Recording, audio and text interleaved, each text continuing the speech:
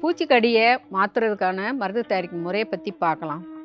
1/2 spoon அளவுக்கு பொன்னாவரையில் அரைச்ச சாறு எடுத்துக்கிறலாம்.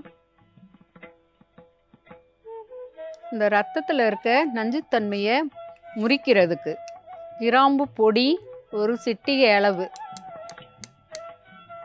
விளக்கெண்ணெய் 1/4 ஸ்பூன். பூச்சிக்கடிகள், சிறு வண்டுகள், எறும்பு, கட்டெரும்பு, இந்த சித்தெரும்பெல்லாம் கடிச்சுனாக்கா கண்ணுக்கே தெரியாது. அதெல்லாம் கடிச்சிச்சுனாக்கா பிறப்புறுப்பு, அந்த பட்டக்ஸ் இதில் போய் நல்லா தடிமனாக இருக்க குழந்தைங்கனாக்கா அந்த தொடையில் கோடு இருக்கும், அதுக்குள்ளார போய் நின்றுக்கிறோம். எது குழந்தை அழுகுதுன்னே தெரியாது. இப்போ இதை முறிச்சு எடுத்துடலாம்.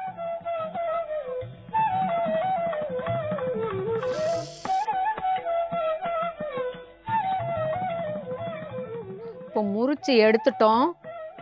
இந்த மருந்தை உள்ளுக்க கொடுக்குறப்போ அந்த தடிப்பாக இருக்காது, புண்ணு வராது, கொப்பளம் வராது, எரிச்சல் இல்லாமல் சுவந்து இருக்கும். அதுக்கப்புறம் மருந்து கொடுத்து முடிஞ்ச உடனேயும் குழந்தைக்கு சரியாயிரும். எந்த பூச்சி கடிச்சிச்சு அப்படின்னு சொல்லி தெரியாமல் இருந்தாலும் இந்த மருந்தை தயார் பண்ணி கொடுத்துட்டிங்கனாக்கா குழந்தைங்களுக்கு எரிச்சல், வலி, அந்த பின்னாடி தடிப்பாக புண்ணாகாது.